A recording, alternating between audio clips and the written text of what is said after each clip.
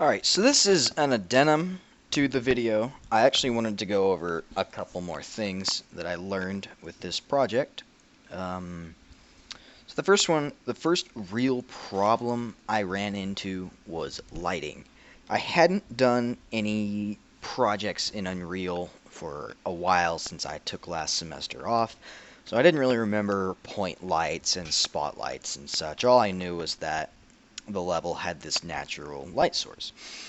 So I had been building, the building, obviously, and once I boxed it all off and rebuilt lighting, it was all completely dark.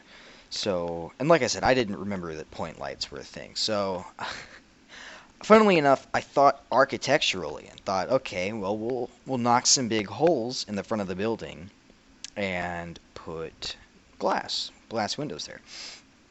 So what I learned from doing that, not just the lighting thing, which did not at all work because I did not realize I wasn't working with actual real life physics. The the light physics just don't work like that.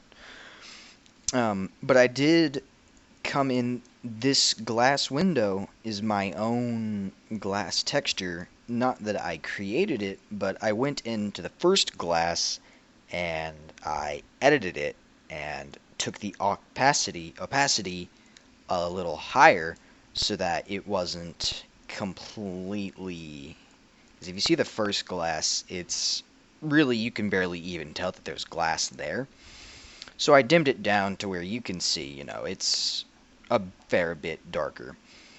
Um, so I also wanted to talk about, textures. So this carpet texture, or it's visible as carpet texture, is actually ground moss. Because I was just working with the starter content, because I at this point did not know how to import content and such. So I figured out that I could use this ground moss and come in here to this scale and just set it to such a tiny scale that you couldn't really see it, the moss itself. It just looked like green ground. And so if you get it up higher, I think it was naturally set to about 4. You can very clearly see that that's moss. But if you get in there and make it small enough, it just looks like regular carpet. And it's the same with this. This is wood, but just set to such a small enough scale that it really just looks like carpet. This desk was not actually simple to create. I had to have a full cone. Alright, it didn't show what it looks like, even though those are hidden. This is essentially a full, not cone, a full cylinder with the first subtraction being turning it into a hollow circle, and the second subtraction turning it into a semicircle. And that's how you end up with a semicircle desk. So that was a nice exploration into adding, subtracting brushes. Another thing was this cardboard secretary. I actually went into Photoshop and made this texture, grabbed the secretary girl off the internet, and followed a Photoshop tutorial on how to overlay it on cardboard. And if I can get in there close enough, you can see that the lines are all down her face and her clothing and such. And then I imported that texture to the game, and I had her as a brush because that texture would not import at the size I wanted it to. So what I had to do was I had to apply it to a brush so that I could have access to the scaling tools and get it to scale right and get it positioned where I wanted it. But you can't move brushes with the marquee, so I had to come in and take that brush and turn it into a static mesh, and there's just, there's a way to do that. It just has a create static mesh button. Another thing I'm glad I accidentally clicked on this post-processing volume. Another thing that I found so annoying was Unreal has this, oh, I forget what it's called.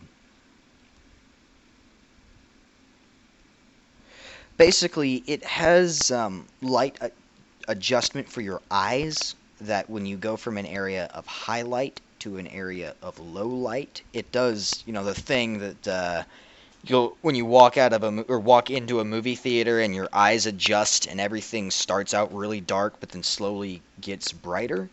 I did not know that Unreal was doing that, and one of the reasons I had such a huge problem with lighting this room up was, even after I put these point lights in, after I figured that out, I would walk into the room and it would immediately be very dim, because it was taking the high light and going into a low light area and just automatically setting your eyes darker. And it was doing this in the editor, not just in game. So I would pop my head in and see, oh, okay, it's still too dark. I need to leave and fix the lights again. And or this was when I was trying to get the sunlight to come in here through placing spotlights outside and coming inside. So I just had a huge problem with that adjustment, and I was trying to make it look like it was being lit up by natural sunlight. And the solution to that adjustment was this post-process volume layer. I don't know where it went, but somewhere in there was a setting in this post-processing volume that you just turned it off and then made the post-processing volume big enough to compass your entire level. These are just... Oh, the other thing I wanted to go over was this keycard lock was an imported model. I went in and started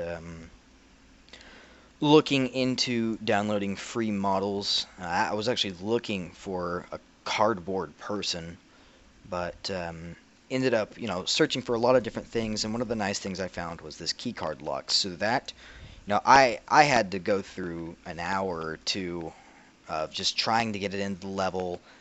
It was on SketchUp.com, I think it is, and it has tons and tons and tons of free models, but you have to import them into another program called SketchUp, and then export it as a certain file, and then import it through Unreal. So that took a while to figure that out, but now I know how to get all manner of static meshes into my levels. So that was a very useful thing that I learned while doing this level. But, I think that is all I have to cover. I wanted to go over this part just because I wanted to share what all I had learned and not just here are my blueprints. And also worth noting, I tried to take different approaches to the same problems, like, as I had mentioned, the text render actor over the secretary is not hidden, it just starts blank. But I wanted to see how else I could do that, how else I could get it to pop up with this text arrow, and I just have the text there and have it hidden in-game and switch it up through that. So you can definitely see that I made some blueprints very early into class and some blueprints later, but all in all, it was a very good exercise in just learning a lot of different things, more than we went over in class. So yeah, I think that's all I need to add now.